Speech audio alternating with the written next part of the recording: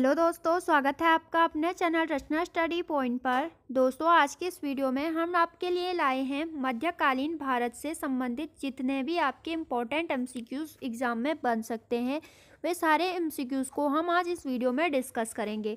दोस्तों, हम गुलाम वंश से शुरू करके आपके दिल्ली सल्तनत और जो आपके भक्ति आंदोलन, विजयनगर साम्राज्य, जितने भी इनसे आपके एमसीक्यूज़ एग्ज़ाम में बन सकते हैं, उन सभी को आज हम इस वीडियो में डिस्कस करेंगे। तो दोस्तों, बने रहिए वीडियो के अंत तक। तो शुरू करते हैं। आपका आज का पहला प्रश्न है, कुतुब मीनार किस प्रसिद्ध शासक ने पूरा किया था? कुतुब मीनार जो है दोस्तों, वो आपका दिल्ली में स्थित है।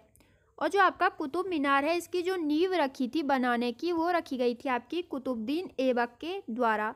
कुतुबुद्दीन ऐबक के द्वारा कुतुब मीनार की नींव रखी गई थी। और इसको जो आपका पूरा करने का श्रेय जाता है, वो जाता है आपका इल्तुतमिश को। इल्तुतमिश के द्वारा कुतुब मीनार को आपका पूरा किया गया था। दूसरा प्रश्न है, लाख बख्श की उपाधि किस शासक को दी गई थी? लाख बख्श की उपाधि दी गई थी दोस्तों कुतुबुद्दीन ऐबक को, जो कि आपका गुलाम वंश का संस्थापक था। गुलाम वंश का संस्थापक था आपका कुतुबुद्दीन ऐबक। तीसरा प्रश्न है, निम्नलिखित में से वह दिल्ली का सुल्तान कौन था जिसकी मृत्यु पोलो खेलते हुई थी? पोलो खेलते समय मृत्यु हुई थी दोस्तों आपकी कुतुबुद्दीन ऐबक की। चौथा प्रश्न है, उत्तरी भारत की प्रथम मुस्लिम महिला शासक थी? उत्तर भारत की पहली और आखिरी मुस्लिम महिला शासक थी दोस्तों रजिया सुल्तान। जो रजिया सुल्तान थी दोस्तों, वो थी आपकी इल्तुतमिश की बेटी। इल्तुतमिश की बेटी थी आपकी रजिया सुल्तान। पांचवा प्रश्न है, मोहम्मद गौरी विजित प्रदेशों की देखभाल के लिए निम्नलिखित में से किस विश्वसनीय जनरल को छोड़कर गया था? जो आपका मोहम्मद गौरी था, यह अपने द्वारा जीते गए क्षेत्रों को अपने दास ऐबक को सौंपकर गजनी चला गया था। तो इसका जो राइट आंसर होगा वो होगा आपका ऑप्शन नंबर सी। छठा प्रश्न है, रजिया सुल्तान किसकी बेटी थी? रजिया सुल्तान थी आपकी इल्तुतमिश की बेटी। ऑप्शन नंबर ए इसका राइट आंसर हो जाएगा। सातवां प्रश्न है, दिल्ली के सुल्तान का पद संभालने से पहले बलबन किस सुल्तान का प्रधानमंत्री था? बलबन दिल्ली सुल्तान का पद संभालने से पहले था आपका नसीरुद्दीन का प्रधानमंत्री। आठवां प्रश्न है, दिल्ली सल्तनत का राज्यकाल कब समाप्त हुआ था? दिल्ली सल्तनत का राज्यकाल समाप्त हुआ था दोस्तों आपके 1526 में। 1526 में पानीपत के प्रथम युद्ध के बाद दिल्ली सल्तनत पर मुगल वंश का स्थापत्य हो जाता है।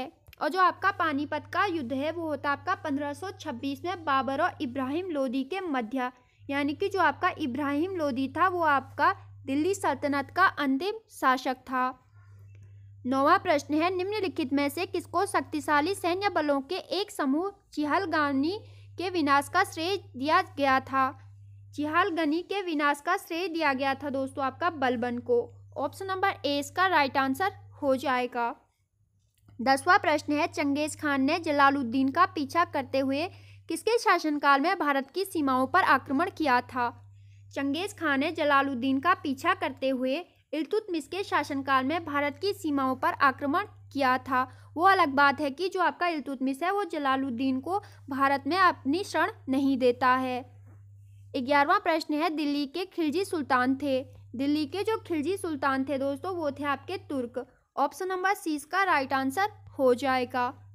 मदुरई तक सफलतापूर्वक बढ़ने वाला दिल्ली का जनरल कौन था? मदुरई तक सफलतापूर्वक बढ़ने वाला दिल्ली का जनरल था मलिक काफूर। स्वयं को दूसरा सिकंदर ए सानी कहने वाला सुल्तान था। स्वयं को दूसरा सिकंदर यानी कि सिकंदर ए सानी कहने वाला सुल्तान था अलाउद्दीन खिलजी। किसके शासनकाल में सबसे अधिक मंगोल आक्रमण हुए? सर्वाधिक मंगोल आक्रमण होते हैं दोस्तों आपके अलाउद्दीन खिलजी के शासनकाल में। मोहम्मद बिन तुगलक निपुण था। मोहम्मद बिन तुगलक निपुण था दोस्तों आपका दर्शन में। ऑप्शन नंबर डी इसका राइट आंसर हो जाएगा। सुल्तान वंश की विशालतम स्थायी सेना, जिसका भुगतान सीधा राज्य द्वारा किया जाता था, बनाई गई थी। सुल्तान वंश की विशालतम स्थायी सेना को बनाया गया था दोस्तों आपके अलाउद्दीन खिलजी को। ऑप्शन नंबर 20 का राइट आंसर हो जाएगा। दिल्ली के किस सुल्तान ने एक रोजगार विभाग, एक दान विभाग और एक परोपकारी चिकित्सालय की स्थापना की थी? दोस्तों जो आपका फिरोज शाह तुगलक था उसके द्वारा एक रोजगार विभाग, एक दान विभाग और एक परोपकारी चिकित्सालय की स्थापना की गई थी। 18वां प्रश्न है, इब्न बतूता किसके शासनकाल में भारत आया था? इब्न बतूता जो था वो आपका मोरक्को का यात्री था और यह आया था आपका मोहम्मद बिन तुगलक के शासनकाल में भारत। 19वां प्रश्न है, सन 1329 और 1330 के बीच किसने तांबे के सिक्के के रूप में प्रमाण स्वरूप मुद्रा प्रचलित की थी? 1329 और 1330 के बीच तांबे के सिक्कों के रूप में प्रमाण स्वरूप मुद्रा प्रचलित की गई थी दोस्तों आपकी मोहम्मद बिन तुगलक के द्वारा। दिल्ली के निम्नलिखित सुल्तानों में से किसे इतिहासकारों ने विरोधों का मिश्रण बताया है? विरोधों का मिश्रण बताया गया है दोस्तों आपका मोहम्मद बिन तुगलक को। इसे विरोधों का मिश्रण इसलिए बताया गया है क्योंकि इसने अपने शासनकाल में ऐसी अजीबोगरीबो नीतियां अपनाई थी जिस कारण इसे विरोधों का मिश्रण बताया गया है। 21वां प्रश्न है, किस कारण से मोहम्मद बिन तुगलक असफल व्यक्ति था? मोहम्मद बिन तुगलक के असफल व्यक्ति होने के अनेक कारण थे, लेकिन इसमें से इन ऑप्शनों के अकॉर्डिंग इसका जो आंसर होगा वो होगा दोस्तों आपका ऑप्शन नंबर बी, वह व्यावहारिक राजनेता नहीं था। 22वां प्रश्न है, किस वंश के सुल्तानों ने सबसे अधिक समय तक शासन किया था?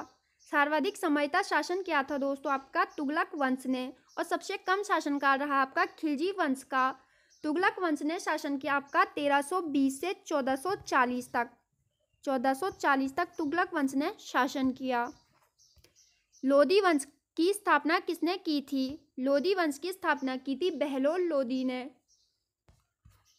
निम्नलिखित में से किस शासक ने सिंचाई तथा लोक निर्माण कार्य पर पर्याप्त ध्यान दिया था? सिंचाई तथा लोक निर्माण कार्य पर पर्याप्त ध्यान दिया था दोस्तों आपके फिरोज शाह तुगलक ने। आगरा नगर की स्थापना निम्नलिखित में से किसके द्वारा की गई थी? आगरा नगर की स्थापना की गई थी सिकंदर लोदी के द्वारा। लोदी वंश का अंतिम शासक कौन था? लोदी वंश का अंतिम शासक था इब्राहिम लोदी, जिसका कि बाबर के साथ युद्ध हुआ था। बहमनी राज्य की स्थापना निम्नलिखित में से किसके द्वारा की गई थी? बहमनी राज्य की स्थापना की गई थी दोस्तों आपकी अलाउद्दीन हसन के द्वारा। कुतुब मीनार का जैसे हम आज उसे देखते हैं अंततः पुनर्निर्माण किया गया था? कुतुब मीनार का पुनर्निर्माण किया गया था दोस्तों आपका option number C, Sikandar Lodi के द्वारा। 29वां प्रश्न है, चांद बीबी की शासक थी। चांद बीबी कहाँ की शासक थी? चांद बीबी शासक थी दोस्तों आपकी अहमदानगर की। निम्नलिखित बहमनी शासकों में से बीजापुर में प्रसिद्ध गोल गुंबज का निर्माण किसने किया था? बहमनी शासक जिसने कि बीजापुर में प्रसिद्ध गोल गुंबज का निर्माण किया था वह था दोस्तों आपका option number A, Mohammad Adil Shah. निम्नलिखित में से वह स्थान कौन सा है जहां विश्व का सबसे बड़ा गुंबद गोल गुंबद स्थित है? विश्व का सबसे बड़ा गुंबद गोल गुंबद है जो कि आपका स्थित है दोस्तों आपका बीजापुर में। बहमनी राजाओं की राजधानी थी। बहमनी राजाओं की राजधानी थी दोस्तों आपकी option number A, Gulbarga. Hampi, Tiruvannamalai, Chidambaram, Srirangam, Tirupati आदि में मंदिरों के सामने की ओर बने हुए रायगोपुरम का निर्माता कौन था? रायगोपुरम का निर्माता था दोस्तों आपका ऑप्शन नंबर बी, कृष्णदेव राय। 34वां प्रश्न है, प्रसिद्ध मुस्लिम शासिका चांद बीबी निम्नलिखित में से किस राज्य से संबंधित थी? प्रसिद्ध मुस्लिम शासिका चांद बीबी संबंधित थी अहमदानगर से।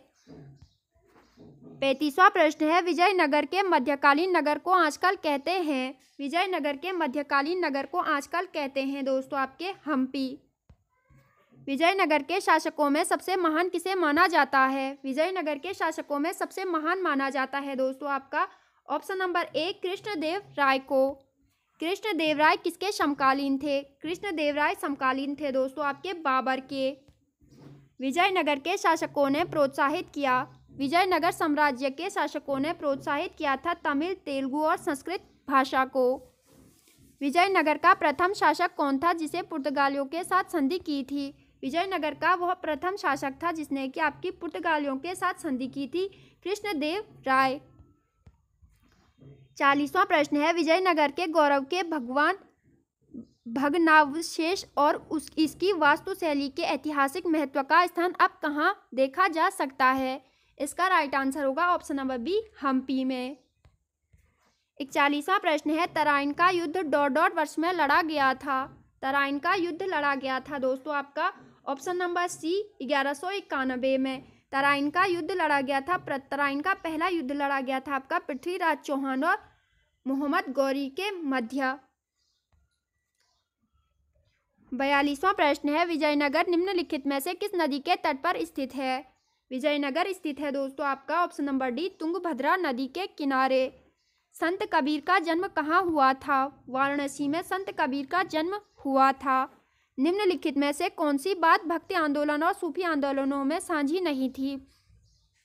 दोस्तों जो आपके मूर्ति पूजा की बात भक्ति आंदोलन और सूफी आंदोलनों में साझी नहीं थी।